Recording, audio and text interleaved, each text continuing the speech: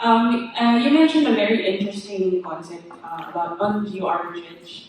I just remember that there is sort of an opposite term, which is since the geo-arbitrage is movement from north to south, the other way around, there is a term I can't remember, but the common term is marrying up, which is thought of as what the Filipinos do abroad instead. Towards the end of your presentation, you mentioned about the overpromising of the life in the Philippines. And I was thinking, maybe even if it's geo-arbitrage or a north-south thing, maybe they are unprepared for the life in the Philippines. So I'm wondering what in your research, what are the other forces at play when it comes to the life that they will experience in the Philippines in terms of their relationship with Filipinos, especially those who get married here. Is it a marrying up situation? Is it a marrying down situation? Because if it's a marrying down situation, maybe not, because they wouldn't have the same opportunities if they didn't marry a Filipina, whatever the status of the Filipina is. So I'm not sure if your research has already touched that, those ideas.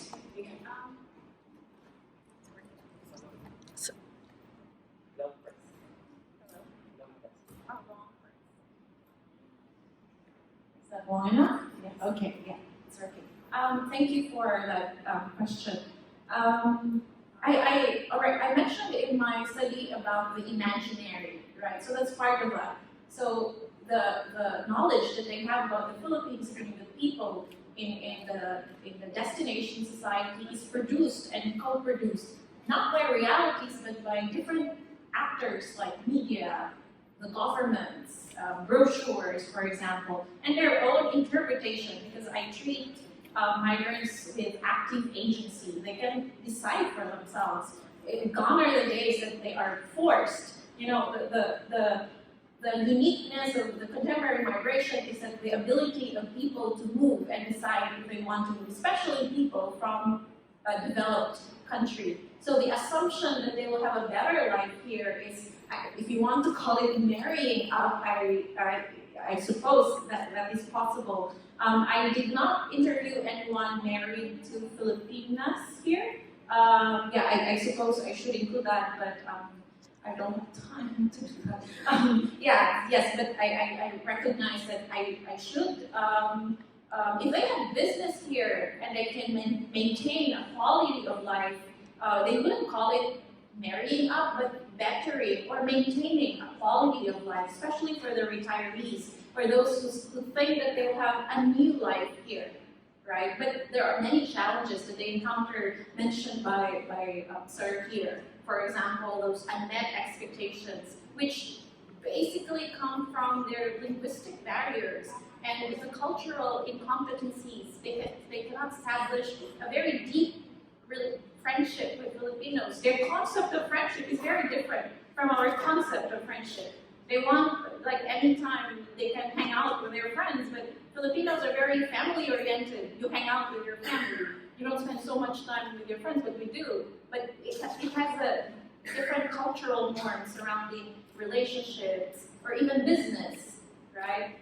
So I hope I answer your question. So, do you have another questions, ma'am?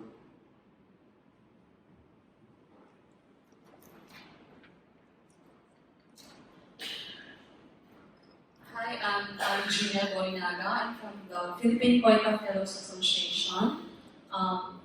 This is not a question, but just a clarification from Mr. Miranda's report. I'd like to add the Korea International Cooperation Agency as one of the government Korean association, Korean sector in the Philippines.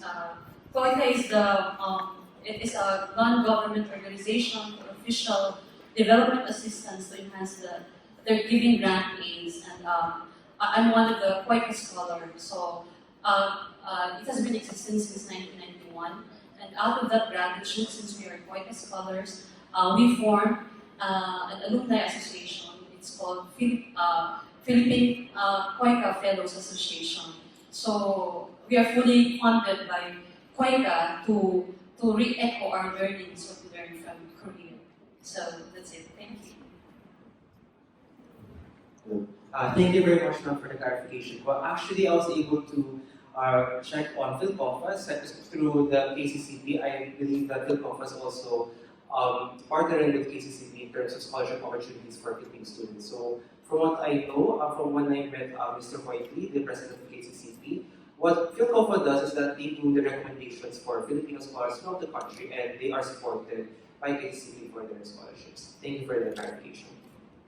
And maybe one last question from the audience. Yes.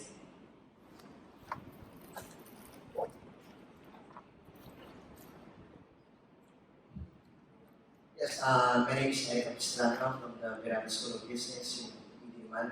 My question is directed to Mr. Miranda. So, again, what I'm wondering about is what's your thoughts regarding using these communities as a way to think about how to solidify any economic or business opportunities that we would like to have in Korea and vice versa. In terms of policy, in terms of practical recommendations, how much do you think this is? How important is this to you? Thank you. So for me, these Korean communities are really important in strengthening robust economic cooperation between the two countries, especially that these Korean communities serve as avenues for Koreans to raise their concerns, maybe in personal or even in business opportunities or business problems. So Korean communities, in general, especially those that are related in bridging business relations between Filipinos and Koreans, so they serve as a liaison for Korean businesses and entrepreneurs to raise their concerns or to provide policy accommodations or to lobby policy proposals to the Philippine government in order to respond to the needs of Korean businesses. So for me, it is an important informal channels for them to actually communicate. So that's not necessarily doesn't have to be done in very formal setting. So that's why these interactions are usually done through trade missions or even informal gatherings between proprietors of Korean and Philippine proprietors. So in the long run, this would actually translate to long-lasting partnerships.